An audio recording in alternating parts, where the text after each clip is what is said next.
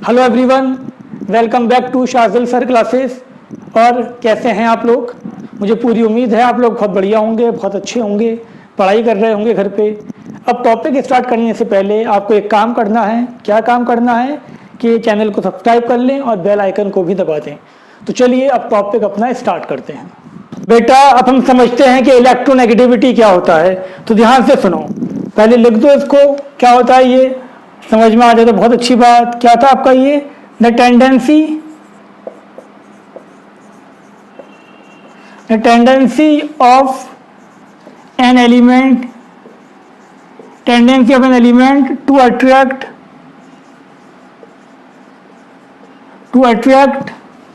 The shared pair of electron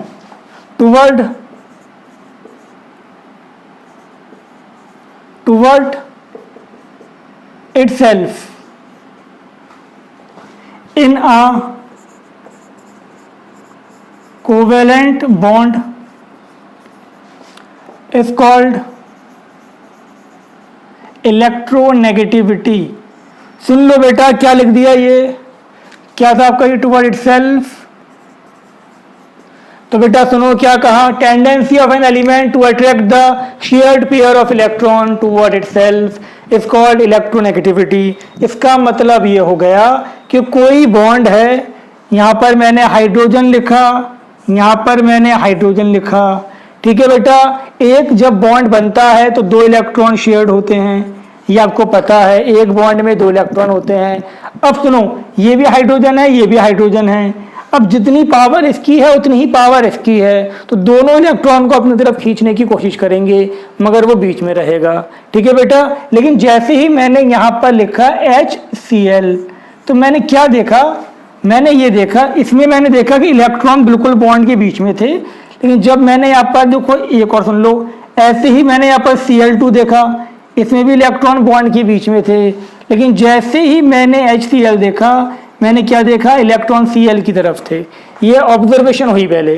H2 में देखा गया इलेक्ट्रॉन दोनों H के बीच में, दोनों हाइड्रोजन के न्यूक्लियस के बीच में। Cl में भी दोनों Cl के न्यूक्लियस के बीच में। बट यहाँ पर क्या देखा हमने? इलेक्ट्रॉन जो थे वो Cl की तरफ थे। Cl पे पार्शियल नेगेटिव, Cl ज़्यादा नेगेटिव हो गया था, और इसकी तरफ से इलेक्ट्रॉन गए थे तो इस पे पार्शियल पॉजिटिव आ गया। अब इसी को नाम दे दिया गया इलेक्ट्रोनेगेटिविटी। किसी भी एलिमेंट की वो टेंडेंसी जिसकी वजह से वो क्या करे, इलेक्ट्रॉन को, जो बॉन्ड बन चुके हैं, जो इलेक्ट्रॉन शेयर हैं, जो इलेक्ट्रॉन आपस में दोनों के इलेक्ट्रॉन शेयर्ड हैं, उसको क्या करे, अपनी तरफ शिफ्ट कर ले। उस टेंडेंसी को हम बोलते हैं इलेक्ट्रोनेगेटिविटी। जैसे क्या होता है आपका? टग ऑफ वॉर होता है। अब आप रोप को खींचते हो, नॉट बनी होती है बीच में, तो जिसकी ताकत ज़्यादा है, जिसकी फोर्स ज़्यादा है, तो वो उसको अपनी तरफ खींच लेता है। जस्ट ऐसे ही इसमें एक एलिमेंट ने इसको अपनी तरफ खींच लिया, तो यहाँ हम बोलेंगे कि ये ज़्यादा इलेक्ट्रोनेगेटिव है। बात समझ में आ गई? अब डेफिनेशन भी क्लियर हो रही होगी। Tendency of an element to attract the shared pair of electron toward itself in a covalent bond is called electronegativity। Clear है बेटा? चलो अच्छी बात है, क्लियर। लिख लो इसको, फिर अब करते हैं इसको, आगे हम बात करते हैं। तो देखो अब चलो एक बार और सुन लो। अगर दो एलिमेंट सेम हैं, मतलब दोनों की इलेक्ट्रोनेगेटिविटी बराबर है, तो किसी पे कोई चार्ज नहीं आएगा, किसी पे पॉजिटिव या नेगेटिव नहीं आएगा। ऐसे बॉन्ड में इलेक्ट्रॉन बिल्कुल बीच में होंगे, और ऐसे बॉन्ड को हम क्या बोलते हैं? ऐसे इन दोनों बॉन्ड को हम क्या बोलेंगे? नॉन पोलर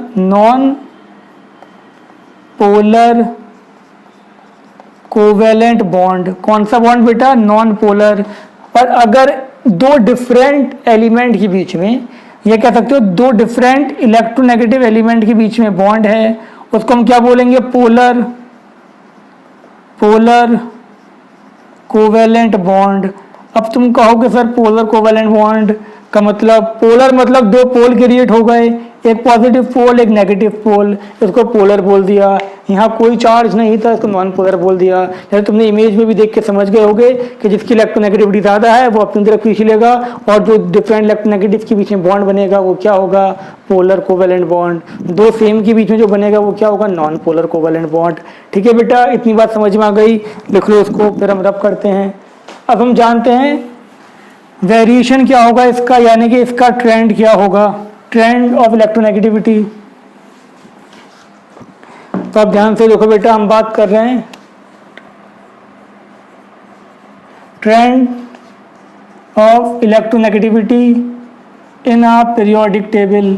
सबसे पहले हम बात करेंगे इसके अंदर ट्रेंड से पहले ये देखो किस पे डिपेंड करती है, ये किस पे डिपेंड करेगी, इलेक्ट्रोनेगेटिविटी डिपेंड्स ऑन, मैं शॉर्ट में बता दूंगा बेटा, इलेक्ट्रोनेगेटिविटी डिपेंड्स ऑन सबसे पहले हम बात कर रहे हैं न्यूक्लियर चार्ज। फर्स्ट है इसका न्यूक्लियर चार्ज। तो बेटा जिसके न्यूक्लियस में ज़्यादा प्रोटॉन होंगे, जिसके न्यूक्लियस में ज़्यादा प्रोटॉन है, मतलब वो इलेक्ट्रॉन को अपनी तरफ ज़्यादा शिफ्ट कर लेगा। समझ में आ गई यहाँ तक बात? इलेक्ट्रॉन को शिफ्ट कौन करेगा? इलेक्ट्रॉन नेगेटिव चार्ज हैं बेचारे, उनको अपनी तरफ कौन खींचेगा? पॉजिटिव वाला खींचेगा। अब पॉजिटिव चार्ज कहाँ पर होगा? न्यूक्लियस में होगा, मतलब प्रोटॉन की वजह से होगा। जितने ज़्यादा प्रोटॉन उतना ज़्यादा पॉजिटिव चार्ज, उतना ज़्यादा न्यूक्लियर चार्ज, उतनी ज़्यादा शिफ्टिंग। तो मैंने क्या देखा कि न्यूक्लियर चार्ज में हमने ये देखा कि electronegativity increases with increase in nuclear charge. ठीक है बेटा जी, बात समझ में आ गया? इसका मतलब आपका हो गया, ये लिख लो इसको, इसका मतलब ये हो गया आपका बेटा, इसका मतलब क्या हो गया कि इलेक्ट्रोनेगेटिविटी कैसी है आपकी, electronegativity directly proportional to nuclear charge. जितना ज़्यादा न्यूक्लियर चार्ज उतनी ज़्यादा इलेक्ट्रोनेगेटिविटी। क्लियर? सेकंड पॉइंट हमारा क्या था इसके अंदर, ये रिलेशन याद रखना बेटा। सेकंड पॉइंट था हमारा इसमें क्या था, सेकंड पॉइंट समझ लो, वो था आपका एटॉमिक रेडियाई। एटॉमिक रेडियाई, अब तुम खुद सोचो, जितना छोटा रेडियस होगा उतना ही क्या होगा, जो इलेक्ट्रॉन है वो न्यूक्लियस के पास होंगे, उसको अपनी तरफ शिफ्ट कर लेगा। आगे बात समझ में? साइज कम है तो मतलब देखो ध्यान से, कोई ऐसी कहानी अगर बनती है तुम्हारी, एक ये है, एक ये है, इसका न्यूक्लियस यहाँ पर है, इसका न्यूक्लियस यहाँ पर है, ये बॉन्ड यहाँ पर है, तो जिसका न्यूक्लियस पास में होगा वो उसको अपनी तरफ शिफ्ट कर लेगा। ठीक है बेटा, समझ में आ गई? बहुत अच्छी बात। नहीं आई तो और भी अच्छी बात, बस तुम ये ध्यान रखो, क्या याद रखना है कि एटॉमिक रेडियस की क्या था, electronegativity decreases with increase in atomic radii। इसका मतलब क्या हो गया, इसका रिलेशन क्या हो गया, रेडियस के इनवर्सली प्रोपोर्शनल है। ठीक है, और आपका न्यूक्लियर चार्ज के डायरेक्टली प्रोपोर्शनल है। क्लियर है बेटा? अब हम ट्रेंड्स की बात करते हैं इसमें, तुम्हें ट्रेंड्स खुद ही समझ में आ गए होंगे। अब देखो ध्यान से इधर, पहले हम बात करते हैं इसके अंदर इन अ पीरियड। तो इन अ पीरियड में क्या होगा, देखो बेटा, इन अ पीरियड, तो यहाँ पर आपने क्या देखा कि इलेक्ट्रोनेगेटिविटी क्या होगी बेटे, जल्दी बताओ। लेफ्ट से राइट जब जाओगे तो रेडियस क्या, न्यूक्लियर चार्ज बढ़ेगा, रेडियस घटेगा, इलेक्ट्रोनेगेटिविटी क्या होगी, इंक्रीज होगी। तो यहाँ पर मैंने देखा electronegativity increases from left to right, from left to right in a period due to increase in nuclear charge and decrease in atomic radii। ठीक है बेटा, समझ में आ गई यहाँ तक बात? एग्जाम्पल देख लो, जैसे कि मैंने यहाँ पर लिखा था आपका lithium, beryllium, boron, carbon, nitrogen, oxygen, fluorine. Left से राइट जब आप गए, न्यूक्लियर चार्ज क्या हुआ, इंक्रीज हो गया, एटॉमिक रेडियस क्या हो गया बेटा, डिक्रीज हो गया, और यहाँ पे इलेक्ट्रोनेगेटिविटी क्या हो गई आपकी, इंक्रीज हो गई। और हम जानते हैं सबसे ज़्यादा इलेक्ट्रोनेगेटिव एलिमेंट कौन सा है बेटा, याद रखना, सबसे ज़्यादा इलेक्ट्रोनेगेटिव कौन सा है, फ्लोरीन है। ठीक है बेटा, बात समझ में आ गई यहाँ तक? ये एकदम क्लियर है? चलो बहुत अच्छी बात, लिख लो, ये रब करते हैं फिर हम। ठीक है, जितने भी हमारे पास पीरियड है सबकी कहानी यही होगी कि लेफ्ट में जो होंगे मेटल होंगे, फिर लेफ्ट राइट जाते जाते क्या हो जाएंगे, नॉन मेटल हो जाएंगे। क्लियर बेटा, एकदम मजा में। ठीक, चलो रब कर दें ये। हम बात कर रहे हैं इना ग्रुप। ग्रुप में क्या होगा बेटा, न्यूक्लियर चार्ज। सुन लो ध्यान से, अब ग्रुप की हम बात कर रहे हैं इसके अंदर। तो वो क्या था आपका, इन अ ग्रुप, इसमें था आपका न्यूक्लियर इलेक्ट्रोनेगेटिविटी क्या थी बेटा, टॉप से बटम हो गया तो डिक्रीज होगी। इलेक्ट्रोनेगेटिविटी डिक्रीजेस, थोड़ा नीचे लिख दे रहे हैं इसको, चलो। Electronegativity decreases from top to bottom, from top to bottom in a group due to क्यों बता बेटा, due to increase in atomic radii. ठीक है बेटा, क्लियर है, एटॉमिक रेडियाई के बढ़ने की वजह से। अब यहाँ देखो फ्लोरीन है आपके पास, क्लोरीन, ब्रोमीन, आयोडीन। ठीक है बेटा, हम fluorine, chlorine, bromine, iodine top से बॉटम आ रहे हैं। तो जब टॉप से बॉटम हम आ रहे हैं तो यहाँ पर क्या हो रहा है बेटा, नंबर ऑफ शेल, ध्यान से देखो, number of shell increase. Top से बॉटम आने पे नंबर ऑफ शेल क्या हो गए, बढ़ गए। तो नंबर ऑफ शेल इंक्रीज तो क्या हो गया आपका, atomic radii increase. Atomic radii increase तो मतलब इलेक्ट्रोनेगेटिविटी क्या हो गई बेटा, डिक्रीज। समझ गए ना बात को एकदम। तो याद रखो, लेफ्ट से राइट जाएंगे तो फ्लोरीन सबसे ज्यादा इलेक्ट्रोनेगेटिव है, टॉप से बॉटम जाएंगे तब भी फ्लोरीन सबसे ज्यादा इलेक्ट्रोनेगेटिव है, क्योंकि फ्लोरीन के बाद इलेक्ट्रोनेगेटिविटी डिक्रीज हो रही है। तो रिमार्क लिख लो, fluorine is the most electronegative element. Remark, fluorine is the most electronegative element in the periodic table। Periodic table में जो सबसे ज़्यादा इलेक्ट्रोनेगेटिव एलिमेंट है वो फ्लोरीन है। ठीक है बेटा, फ्लोरीन सबसे ज़्यादा इलेक्ट्रोनेगेटिव एलिमेंट है। और कुछ और सबसे ज़्यादा फ्लोरीन के बाद फिर ऑक्सीजन, देन फिर नाइट्रोजन। ठीक बेटा जी, एकदम क्लियर। रब कर दें ये, लिख लो उसको फटाफट। अब हम बात करेंगे किसकी बात करेंगे, अब हम बात करेंगे application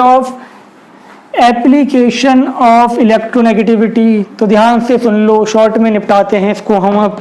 application of electronegativity, application of electronegativity. सबसे पहली बात आ रही है आपका non metallic character. Non metallic character, तो यहाँ क्या होगा बेटा, इसमें तुम बहुत अच्छे से जानते हो। बाल खराब हो गए यार, अब देखो ध्यान से, अब सही हो गए बाल। अब देखो बेटा, नॉन मेटेलिक कैरेक्टर में क्या था, नॉन मेटेलिक कैरेक्टर ये था कि electronegative elements are non metal. जानते हो ना ये, नहीं जानते तो सुन लो। Electronegative elements are non metals, are called non metals. ठीक है बेटा, non metallic character, non metallic character increases with increase in electronegativity। ठीक है बेटा, क्लियर हो गई यहाँ तक बात। और फिर हमने देखा था इन अ पीरियड, तो हमने क्या देखा, इन अ पीरियड इलेक्ट्रोनेगेटिविटी, ऐसे लिखो। Non metallic character, non metallic character क्या हो रहा है बेटा, in a period non metallic character increases from left to right, from left to right. क्यों, due to increase in electronegativity. अभी बताया था ना बेटा, टॉप से बॉटम जाओगे रेडियस डिक्रीज होगा, इलेक्ट्रोनेगेटिविटी क्या होगी, इंक्रीज होगी। और जब इलेक्ट्रोनेगेटिविटी इंक्रीज होगी तो नॉन मेटेलिक करेक्टर भी तो बढ़ेगा ना। आगे बात समझ में? लिख लिया और लिख लो ये फटाफट। तो बेटा अब इसके एग्जाम्पल भी देख लो। एग्जाम्पल क्या थी हमारे पास, अभी वही एग्जाम्पल चल रही है सब। लिथियम था, बेरिलियम था, boron, carbon, nitrogen, oxygen, fluorine. Left से राइट जाओगे तो क्या होगा बेटा, nuclear charge increase, atomic radius क्या हो जाएगा इसके अंदर, एटॉमिक रेडियस हो जाएगा डिक्रीज, इलेक्ट्रोनेगेटिविटी क्या होगी बेटा, इंक्रीज। और यहाँ पर non metallic character, non metallic character क्या होगा बेटा, वो भी इंक्रीज। ठीक है, ये सबसे स्ट्रॉन्ग नॉन मेटेलिक भी होता है फ्लोरीन। क्लियर है बेटा? अब हम इसी को देखते हैं इन अ ग्रुप। तब ग्रुप में भी समझ लो नॉन मेटेलिक करेक्टर। वैसे तो समझदार को इशारा काफ़ी है, और तुम लोग समझदार लगते तो नहीं हो, खैर शायद समझदार हो। तो देखो बेटा हम बात कर रहे हैं in a group, in a group. तो ग्रुप में क्या होगा, टॉप से बॉटम आओगे, नंबर ऑफ शेल बढ़ेंगे। ये बातें कितनी बार आ चुकी हैं, अब इसको समझ जाना, मुझे गुस्सा मत दिलाओ, समझे। टॉप से बॉटम आओगे, नंबर ऑफ शेल, कितनी नंबर ऑफ शेल बढ़ेंगे, नंबर ऑफ शेल बढ़ेंगे, रेडियस बढ़ेगा, रेडियस बढ़ेगा, इलेक्ट्रोनेगेटिविटी डिक्रीज होगी, इलेक्ट्रोनेगेटिविटी डिक्रीज होगी, तो नॉन मेटेलिक करेक्टर भी क्या होगा, डिक्रीज होगा। तो यहाँ क्या लिखोगे अब जल्दी बताओ। तो यहाँ पर लिखा जाएगा आपका non metallic character, non metallic character क्या होगा बेटा, non metallic character decreases, decreases from top to bottom, from top to bottom in a group, in a group due to increase in electronegativity and due to क्या था, decrease from top to bottom due to decrease in electronegativity and increase in atomic radii. अब एक बात और सुन लो मेरी, मैं क्या कह रहा हूँ आपसे, मैं ये कह रहा हूँ कि हो सकता है लिखने में मैंने कहीं पर इंक्रीज की जगह डिक्रीज लिख दिया हो, या डिक्रीज की जगह इंक्रीज लिख दिया हो। तो समझदार तो हो, समझ जाना, जो बोल रहा हूँ उस पर ध्यान देना। ठीक है बेटा, इतनी बात क्लियर हो गई आपकी। Non metallic character decrease from top to bottom in a group due to increase in, due to decrease in electronegativity and increase in atomic radii. कहते हम बात करें फ्लोरीन, क्लोरीन, ब्रोमीन, आयोडीन। तो यहाँ पर क्या हुआ था, इलेक्ट्रोनेगेटिविटी क्या हुई थी बेटा, डिक्रीज हुई थी। और यहाँ पर नॉन मेटेलिक करेक्टर भी क्या हो गया था, नॉन मेटेलिक करेक्टर क्या हुआ था बेटा, डिक्रीज। तो ये सबसे ज़्यादा नॉन मेटेलिक करेक्टर शो करेगा। आ गई बात समझ में, शाबाश, बहुत बढ़िया, लिख लो इसको। अब हम बात करते हैं इसकी नेक्स्ट एप्लीकेशन, जो कि है आपका क्या है बेटा, जल्दी बताओ। वो है आपका acidic nature of oxide. Second application है इसकी एसिडिक नेचर ऑफ ऑक्साइड। नहीं जानते हो तो अच्छी बात, नहीं जानते हो तो जान लो। नॉन मेटल दो टाइप की ऑक्साइड बनाता है। कौन सी दो टाइप की, न्यूट्रल ऑक्साइड और कौन सी, और आपकी एसिडिक ऑक्साइड। तो एक बात याद रखो, मैं लिख देता हूं इसको ताकि तुम्हारे दिमाग में बैठ जाए। Mono oxide, mono oxide of non metal, mono oxide of non metals are neutral, mono oxide of non metals are neutral. याद रखना बेटा, नॉन मेटल की जो मोनो ऑक्साइड है वो न्यूट्रल है। आया हुआ क्वेश्चन है ये। कार्बन मोनोऑक्साइड कैसा है, न्यूट्रल। क्या है ये, कार्बन मोनोऑक्साइड। H2O ये भी तो नॉन मेटल का ऑक्साइड है। N2O nitrous oxide, nitrous oxide क्या बोलेंगे इसको, लाफिंग गैस भी बोलते हैं। NO nitric oxide. याद रखना ये लाफिंग गैस है, इसको इनहेल कर लोगे तो हंसते रहोगे पागलों की तरह। ठीक है बेटा, ये देखो नॉन मेटल की मोनोऑक्साइड है, ये सब क्या है आपकी, ये सब आपकी न्यूट्रल हैं। लेकिन अगर हैलोजन की ऑक्साइड है, अगर आपका O2F या आपका ClO, अगर हैलोजन की ऑक्साइड्स हैं मोनोऑक्साइड, तो वो क्या होंगी, एसिडिक होंगी, स्लाइटली एसिडिक होंगी। याद रखना हैलोजन के अलावा नॉन मेटल की जितनी भी मोनोऑक्साइड होंगी वो न्यूट्रल होंगी। ठीक है बेटा, बहुत बढ़िया, लिख लो, ये लिख लिया और अब कर दें, कर दे रहे हैं। चलो बहुत बढ़िया। अब हम बात कर रहे हैं इसके अंदर दूसरी क्या होती है आपकी, हायर ऑक्साइड। कौन सी होती है सेकंड, हायर ऑक्साइड, मतलब dioxide, trioxide, HIGHER, higher oxides. तो याद रखो higher oxides of non metal, higher oxide of non metals are acidic, are acidic in nature, are acidic in nature. ठीक है मेरे बेटा, बात समझ में आ गई। हायर ऑक्साइड जो होंगी वो एसिडिक होंगी। अब देखो ध्यान से, इसमें भी कुछ पॉइंट लिख लो इंपॉर्टेंट, जैसे कि for different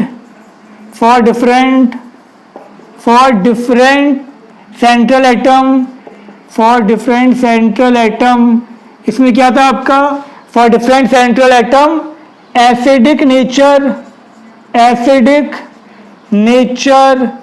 of oxide, acidic nature of oxide क्या था बेटा, इंक्रीज विद इन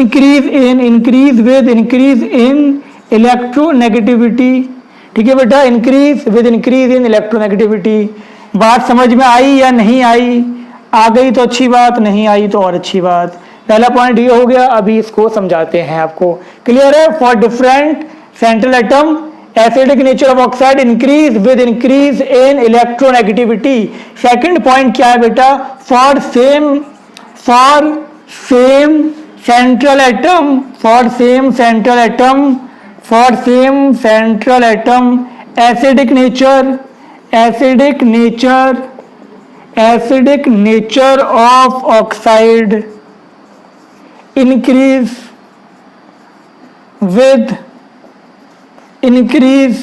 in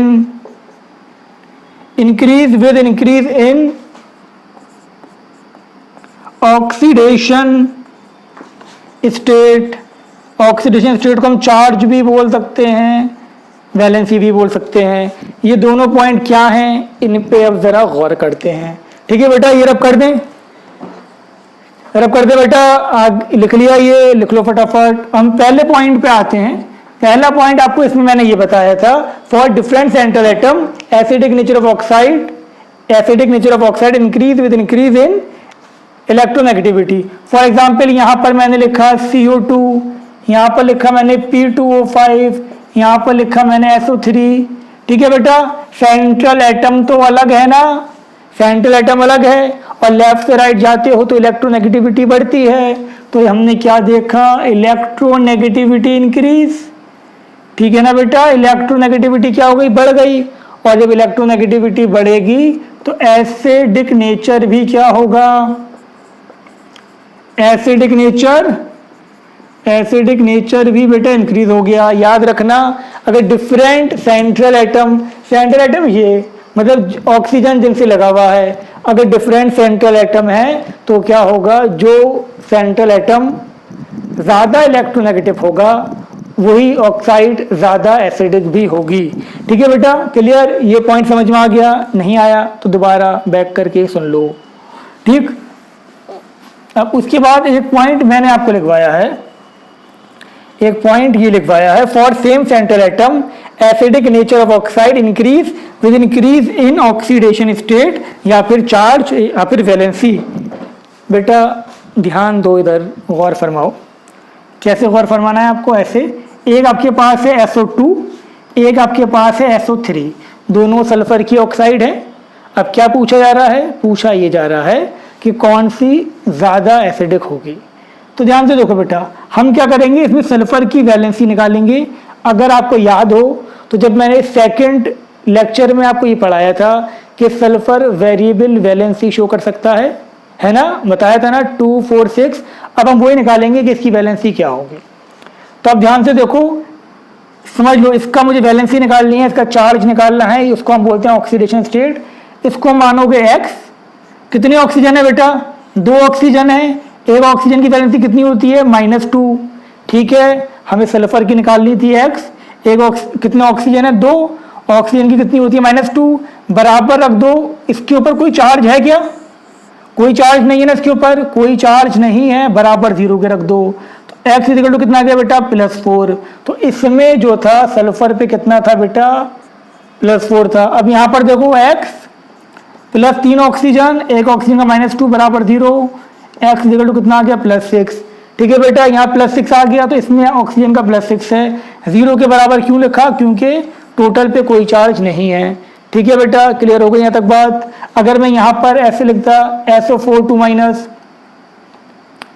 कहाँ लिखूँ, यहाँ लिख दे रहा हूँ, देखो SO4 2- तो मुझे सल्फर का निकालना है x +4, एक ऑक्सीजन का -2 बराबर जितना चार्ज है -2, कितना आ जाता आपका x, यहाँ पर भी 6 आता।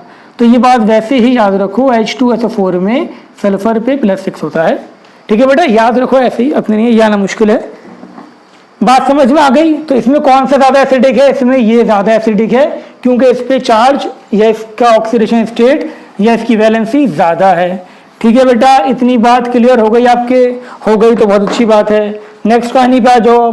नेक्स्ट कहानी कुछ आपकी ऐसी है कि हमने यहाँ पर लिखा आपका N2, हमने लिखा NO, यहाँ लिखा हमने N2O3, यहाँ पर लिखा हमने N2O4, यहाँ पर लिखा हमने N2O5। पूछा जा रहा है कि कौन सा ज़्यादा एसिडिक होगा। तो बेटा यहाँ पर देखो ध्यान से, ये हमें नाइट्रोजन पे निकालना है 2x, एक ऑक्सीजन का कितना है -2 बराबर रख दो 0 के, x इजिकल टू कितना आ गया +1। जो बताया है पीछे सेम वही कर रहा हूँ मैं यहाँ पर। यहाँ पर आप इसके लिए देखो, हमने नाइट्रोजन का मानना है x प्लस एक ऑक्सीजन का -2 बराबर 0, कितना हो गया x इजिकल टू +2, यहाँ +2। अब यहाँ पर देखो कितना है 2x, 2 नाइट्रोजन है ना, 2 है ना बेटा, 2 नाइट्रोजन है, 2x प्लस 3 ऑक्सीजन, एक ऑक्सीजन का -2 बराबर 0, x इक्वल टू कितना आ गया +3। ठीक है बेटा, बात समझ में आ गई ना? ये यहाँ पर 2 नाइट्रोजन थे तो 2x माना, यहाँ पर भी क्या करोगे 2x रखोगे तो यहाँ कितना आएगा 4, यहाँ कितना आएगा 5। ठीक है बेटा, तो हमने क्या देखा यहाँ पर, एक चीज और सुन लो, इसकी जगह आपका NO2 भी लिखा होगा तब भी कितना आएगा यहाँ पर +4। ठीक है ना बेटा, समझ में आ गई? तो हमने क्या देखा, oxidation state increase, acidic nature भी क्या हो गया इंक्रीज। ठीक है बेटा, बात समझ में आपके आ गई होगी। ठीक है, हमने क्या देखा, चार्ज निकालना सिखा दिया, नहीं आया तो 1-2 बार और देखोगे तो आ जाएगा, कोई प्रॉब्लम नहीं है इसके अंदर, नॉर्मल सा प्लस माइनस या मल्टीप्लाई है। ठीक है बेटा, क्लियर हो गई यहाँ तक बात? इसको लिख लो, यहाँ तक इंपॉर्टेंट टॉपिक था ये भी, मुझे पूरी उम्मीद है आपके समझ में ये भी आ गया होगा। ये रब कर देते हैं। आया हुआ क्वेश्चन है, किसमें ज़्यादा एसिडिक कौन सा है? N2O5 सबसे ज़्यादा एसिडिक है। ठीक है बेटा जी, अब हम बात करते हैं इसके अंदर, एक छोटा सा टॉपिक और ले लेते हैं, उसको डिस्कस करते हैं, जो है आपका इलेक्ट्रॉन गेन एंथैल्पी, और इसको हम क्या बोलते हैं, इसको और हम बोलेंगे क्या, इलेक्ट्रॉन एफिनिटी। बेटा हम बात कर रहे तब इसकी इलेक्ट्रॉन गेन एंथैल्पी की, ये एनसीईआरटी में बिल्कुल नहीं है, 11th का टॉपिक है, तुम्हें ये क्या होता है जानना भी इतना ज़रूरी नहीं है, बस डेफिनेशन सुन लो और जो क्वेश्चन बन सकता है वो सुन लो। तो पहले क्या था आपका, इलेक्ट्रॉन गेन एंथैल्पी का मतलब है the amount of energy release, लिख लेना, the amount of energy release when an isolated gaseous atom gain electron. जब भी कोई एटम इलेक्ट्रॉन को गेन करेगा, सुन लो, आयनाइजेशन क्या था, इलेक्ट्रॉन को निकालने के लिए जो एनर्जी देनी पड़ती है, इलेक्ट्रॉन गेन एंथैल्पी क्या था, जब भी कोई एटम इलेक्ट्रॉन को गेन करता है तो उस टाइम जो एनर्जी रिलीज होगी उसको हम क्या बोलेंगे, इलेक्ट्रॉन गेन एंथैल्पी या इलेक्ट्रॉन एफिनिटी। ठीक है बेटा, मैं दोबारा बोल रहा हूँ definition, the amount of energy release when an isolated gaseous atom gain electron is called electron gain enthalpy. ठीक है बेटा, इन दोनों में एक छोटा सा डिफरेंस होता है, वो बाद में कभी डिस्कस करेंगे। अभी तुम बस ये ध्यान रखो कि हम जो आपकी इलेक्ट्रॉन गेन एंथैल्पी थी, इलेक्ट्रॉन गेन एंथैल्पी ये इलेक्ट्रॉन एफिनिटी, ये न्यूक्लियर चार्ज के डायरेक्टली प्रोपोर्शनल है, एटॉमिक रेडियस की इन्वर्सली प्रोपोर्शनल है। ठीक है, इसका मतलब ये हो गया जब आप लेफ्ट से राइट जाएंगे, जब हम लेफ्ट से राइट जाएंगे तो क्या होगा, लेफ्ट से राइट जाने पे इन जनरल इलेक्ट्रॉन की एंथैल्पी इंक्रीज होगी और टॉप से बॉटम आने पे क्या होगी, डिक्रीज होगी। लेकिन बस यही तुम्हें याद रखना जो बता रहा हूँ मैं, बहुत बड़ा टॉपिक है, 1 घंटे का टॉपिक है, यहाँ डिस्कस नहीं हो सकता अभी। हमने लिखा fluorine, chlorine, bromine, iodine, top से बॉटम आ रहे हैं ना बेटा, तो टॉप से बॉटम आ रहे हैं तो होना क्या चाहिए था, एटॉमिक रेडियस क्या हो रहा है यहाँ पर, इंक्रीज, तो होना ये चाहिए था इलेक्ट्रॉन गेन एंथैल्पी या इलेक्ट्रॉन एफिनिटी क्या होती बेटा, डिक्रीज होती। यही तो होता, बस इस पे फोकस करना है आपको कि क्या होता आपका, डिक्रीज होता। लेकिन हुआ क्या, होता कुछ ऐसा है, अगर कभी क्वेश्चन आया तुम्हारे यहाँ 11th एंट्रेंस में तो वो यही होगा। लेकिन होता क्या है, इसके अंदर एक्सेप्शन है, ये सबसे ज़्यादा किसकी होती है, क्लोरीन की होती है, फिर फ्लोरीन की, फिर ब्रोमीन की, फिर आयोडीन की। याद रखना इस रिलेशन के अकॉर्डिंग, इस रिलेशन के अकॉर्डिंग सबसे ज़्यादा किसकी होनी चाहिए थी, फ्लोरीन की, बट होती किसकी है, क्लोरीन की। तो ये इंपॉर्टेंट पॉइंट है, बस और कुछ नहीं इसके अंदर। तो सबसे ज़्यादा जो इलेक्ट्रोनेगेटिव एलिमेंट है वो कौन सा है, फ्लोरीन है, और सबसे ज़्यादा इलेक्ट्रॉन की एंथैल्पी किसकी है, क्लोरीन की है। ठीक है बेटा जी, मैं ये सब रब करता हूँ और आपके यहाँ तक बात समझ में आ गई होगी। ठीक है, अब एक छोटा सा रिलेशन देख लो। देखो यहाँ पर लिखा मैंने एटॉमिक रेडियस, इस रिलेशन को देख लें आप, एटॉमिक रेडियस क्या था बेटा, न्यूक्लियस की इनवर्सली प्रोपोर्शनल, जितना कम न्यूक्लियर चार्ज उतना ज़्यादा रेडियस, या जितना ज़्यादा न्यूक्लियर चार्ज उतना कम रेडियस। फिर क्या देखा मैंने, फिर आपका इनवर्सली प्रोपोर्शनल था किसके, ये आयनाइजेशन के, जितना ज़्यादा रेडियस उतनी कम आयनाइजेशन। ठीक है ना बेटा, बताया था जितना बड़ा रेडियस उतनी कम आयनाइजेशन। फिर हमने ये देखा इलेक्ट्रोपॉजिटिविटी की क्या था, डायरेक्टली प्रोपोर्शनल, जितना ज़्यादा रेडियस उतनी ज़्यादा इलेक्ट्रोपॉजिटिविटी, उतनी ही ज़्यादा क्या था आपका मेटेलिक कैरेक्टर। ठीक है बेटा, जितना ज़्यादा रेडियस उतना ज़्यादा इलेक्ट्रोपॉजिटिव, उतना ज़्यादा मेटेलिक, और उतना ही ज़्यादा क्या था आपका basic nature of oxide, basic nature of oxide of metal. ठीक है बेटा, इतनी बात समझ में आ गई। फिर हमने क्या देखा कि जितना ज़्यादा रेडियस उतनी कम आपकी इलेक्ट्रोनेगेटिविटी, और ठीक है, और जितना ज़्यादा इलेक्ट्रोनेगेटिव उतना ही क्या था आपका ये नॉन मेटेलिक कैरेक्टर। ठीक है ना बेटा, जितना ज़्यादा रेडियस टॉप से बॉटम होगा, रेडियस बढ़ेगा तो क्या होगा आपका इलेक्ट्रोनेगेटिविटी डिक्रीज होगी, और नॉन मेटेलिक कैरेक्टर भी डिक्रीज होगा, और एसिडिक कैरेक्टर ऑफ ऑक्साइड भी डिक्रीज होगा। ठीक है बेटा, तो ये चैप्टर आपका अब खत्म होता है। जितना पढ़ाया है अच्छे से पढ़ लो, रिवाइज कर लो।